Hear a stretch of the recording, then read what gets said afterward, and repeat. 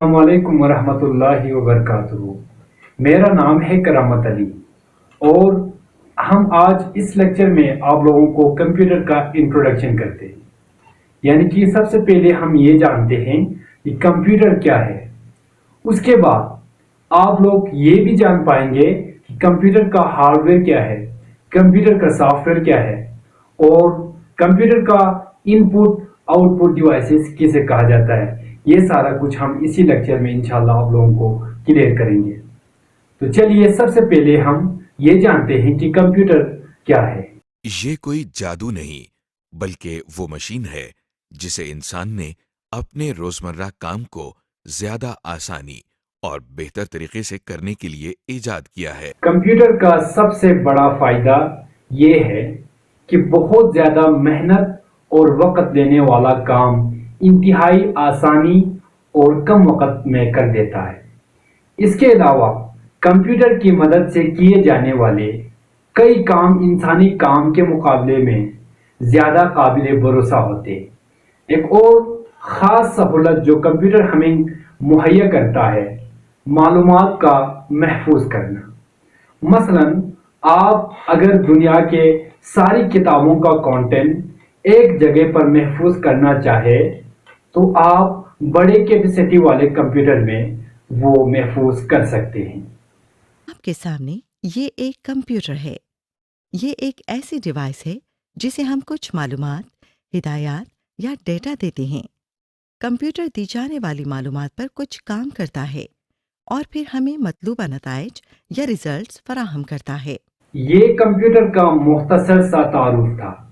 Computer سے متعلق کچھ ایسے بیسک ٹرمز بھی ہیں جن کا جاننا بہت ضروری ہے، جیسا کہ input, output, hardware, software and internet وغیرہ۔ سب سے پہلے ایک بہت عام استعمال ہونے والی ٹرم ان پٹ ہے۔ ان پٹ کے معنی کسی سسٹم کو کوئی چیز یا ڈیٹا فراہم کرنا ہے۔ کمپیوٹر ان پٹ سے مراد کوئی ایسی چیز یا ڈیٹا ہے جو ہم کمپیوٹر کو فراہم کرتے ہیں۔ روزمرہ زندگی میں اس کی مثال ایک جوسر کی لی جا سکتی ہے جس میں ہم مختلف قسم کے پھل ڈالتے ہیں۔ جوسر ان پھلوں کا رس نکال کر گودا علیحدہ کر دیتا ہے۔ غور کریں، یہ پھل جوسر کے لیے ان پٹ ہے۔ وہ چیز جو کمپیوٹر کو ان پٹ دینے کے لیے استعمال ہوتی ہے وہ ان پٹ ڈیوائس کہلاتی ہے۔ جیسے کی بورڈ ایک ان پٹ ڈیوائس ہے کیونکہ یہ کمپیوٹر کو ڈیٹا دینے کے کام آتا ہے۔ بالکل اسی طرح اگر ہم اپنے جوسر کی ایگزامپل دوبارہ دیکھیں تو کسی جوسر کے اندر آپ کو پھل ڈالنے کے لیے ہاتھ استعمال کرنا پڑتا ہے۔ اس کا مطلب یہ ہوا کہ ہاتھ جوسر کے لیے ان پٹ ڈیوائس ہے۔ عام طور پر استعمال ہونے والی کمپیوٹر کی ان پٹ ڈیوائسز میں کی بورڈ، ماؤس اور اسکینر وغیرہ شامل ہیں جن کی تفصیل آپ اگلے لیسن میں دیکھیں گے۔ جی ہاں اسٹوڈینٹس، اب ہم جانتے ہیں آؤٹ پٹ کیا ہوتا ہے اور آؤٹ پٹ ڈیوائسز کیا ہوتا ہے۔ سنیں، آؤٹ پٹ جو کمپیوٹر خود ہمیں انفارمیشن پرووائڈ کرتا ہے اسے ہم آؤٹ پٹ کہلائیں گے، اور جس ڈیوائس کے ذریعے کمپیوٹر ہمیں آؤٹ پٹ پرووائڈ کرتا ہے اس ڈیوائس کو ہم کیا کہلائیں گے؟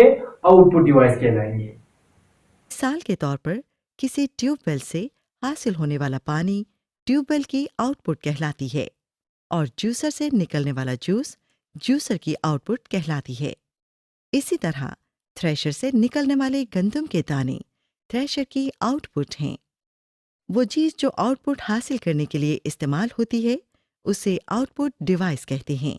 مثلا جوسر کی مثال میں گلاس یا کپ آؤٹ پٹ ڈیوائس ہے کیونکہ اس کے ذریعے ہمیں جوسر میں سے آؤٹ پٹ مل رہی ہے، یعنی جوس۔ اگر ہم تھریشر کی مثال کو دوبارہ دیکھیں تو اس جگہ کو تھریشر کی نوزل کہا جاتا ہے۔ یہاں سے گندم کے دانے باہر نکل رہے ہیں۔ اس طرح نوزل تھریشر کی آؤٹ پٹ ڈیوائس ہے۔ اسی طرح کمپیوٹر سے آؤٹ پٹ لینے کے لیے ہمیں آؤٹ پٹ ڈیوائسز کی ضرورت ہوتی ہے۔ عام استعمال ہونے والی کمپیوٹر آؤٹ پٹ ڈیوائسز میں پرنٹر، مانیٹر اور اسپیکر شامل ہیں۔ ابھی تک ہم نے جس ٹرم کی بات کی وہ ہے ان پٹ ڈیوائسز اور آؤٹ پٹ ڈیوائسز شامل ہیں۔ اب جو ہم نیکسٹ ٹرم دیکھیں گے وہ پروسیسنگ یا کمپیوٹر پروسیسنگ ہے۔ روزمرہ زندگی میں پروسیسنگ کو سمجھنے کے لیے آئیے تھریشر کی مثال کو دوبارہ لیتے ہیں۔ جب تھریشر کو کٹی ہوئی گندم ان پٹ کی جاتی ہے تو یہ اس پر کچھ کام کرتا ہے، یعنی اس کے دانے اور بھس علیحدہ علیحدہ کرتا ہے۔ اس کام کو تھریشر کی پروسیسنگ کہتے ہیں۔ اسی طرح کمپیوٹر ان پٹ پر انٹرنلی کچھ کام یا پروسیسنگ کرتا ہے جس سے آؤٹ پٹ حاصل ہوتی ہے۔ اسٹوریج۔ اس کے علاوہ کمپیوٹر کے اندر انفارمیشن کو سٹور کرنے کی بھی صلاحیت موجود ہے۔ اس کا سب سے بڑا فائدہ ہمیں جگہ جگہ جا کر انفارمیشن کو کلیکٹ کرنا نہیں پڑے گا، بلکہ ہر انفارمیشن کو الگ جگہ ایک ہی کمپیوٹر میں آپ سٹور کر سکتے ہیں۔ اس کو ایکسپلین کرنے کے لیے جس ٹرم کو استعمال کیا جاتا ہے وہ ہے سٹوریج۔ دیکھیے یہ وہی جانا پہچانا تھریشر پھر آپ کے سامنے ہے۔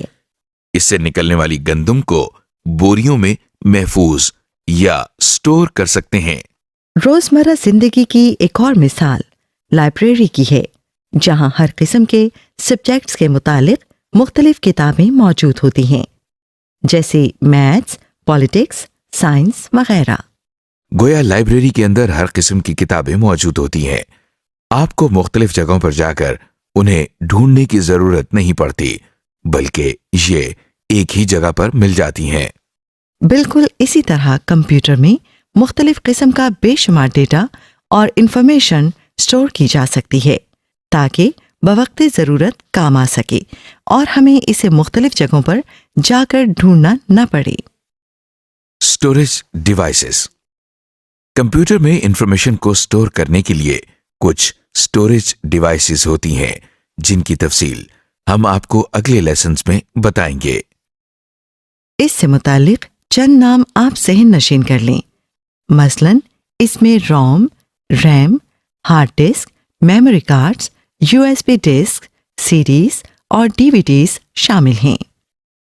اسٹوریج ڈیوائسز آپ کی چیزوں کو ایک جگہ محفوظ رکھنے کے لیے استعمال ہوتی ہیں۔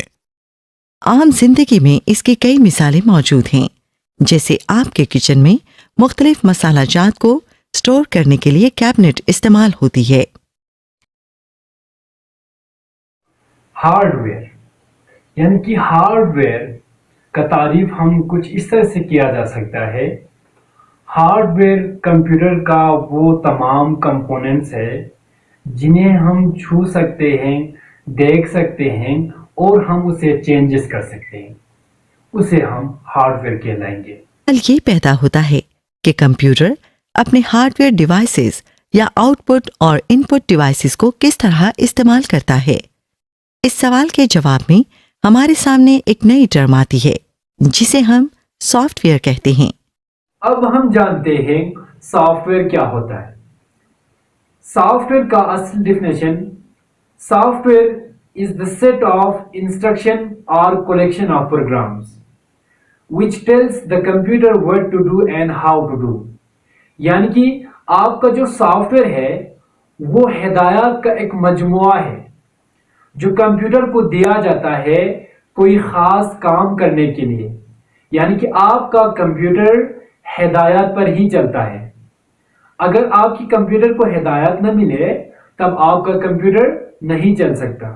مثال ہم یوں لے سکتے ہیں کہ جب آپ اپنا کمپیوٹرائزڈ آئی ڈی کارڈ بنوانے جاتے ہیں تو آپریٹر ایک ان پٹ ڈیوائس کے ذریعے سارا ڈیٹا اپنے کمپیوٹر کو فراہم کرتا ہے۔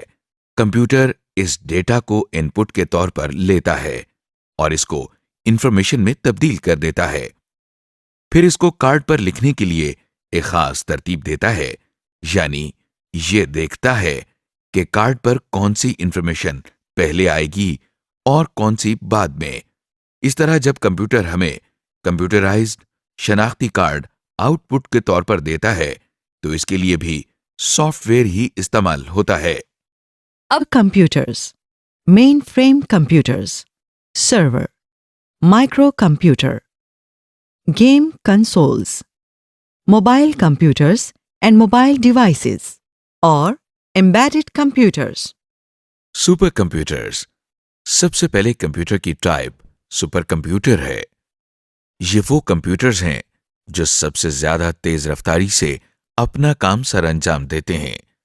ये कंप्यूटर्स एक वक्त में एक ही काम करते हैं, लेकिन इंतहाई एक्यूरेसी के साथ। चूंकि ये कंप्यूटर्स बहुत ज्यादा ताकतवर होते हैं, इसलिए इनकी कीमत भी ज्यादा होती है। कुछ मशहूर सुपर कंप्यूटर्स में टाइटैन, टियानी 2 और के कंप्यूटर शामिल हैं। Main frame computers. Super computer से छोटे और जरा सी कम रफ्तार रखने वाले कंप्यूटर्स को हम मेन फ्रेम कंप्यूटर्स कहते हैं। लिहाजा नेक्स्ट टाइप जो कंप्यूटर्स की आप देख रहे हैं वो मेन फ्रेम कंप्यूटर्स हैं। ये कंप्यूटर्स साइज के लिहाज से भी बड़े होते हैं, इसीलिए इनमें ज्यादा इंफॉर्मेशन को स्टोर करने की सलाहियत मौजूद होती है। इसके साथ साथ मेन फ्रेम कंप्यूटर्स कीमत में भी बहुत महंगे होते हैं। पाकिस्तान में ये कंप्यूटर्स पीआईए, बैंक्स और बहुत सी दूसरी ऑर्गेनाइजेशंस में इस्तेमाल हो रहे हैं। सर्वर्स। मेन फ्रेम कंप्यूटर्स के बाद जिन कंप्यूटर की बारी आती है वो सर्वर्स कहलाते हैं। इन कंप्यूटर्स की काम करने की रफ्तार मेन फ्रेम कंप्यूटर्स के मुकाबले में कई गुना कम होती है।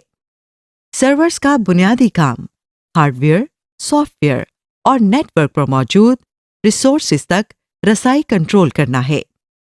यानी बहुत सारे कंप्यूटर नेटवर्क के जरिए सर्वर के साथ मुंसलिक होते हैं और वो सर्वर के जरिए हार्डवेयर, सॉफ्टवेयर और दूसरे रिसोर्सेज तक रसाई हासिल करते हैं। हम कंप्यूटर नेटवर्क्स के बारे में अगले लेसन्स में तफसील से जानेंगे। इनमें डेल, HP और एसर के सर्वर्स ज्यादा मशहूर हैं। Micro computers.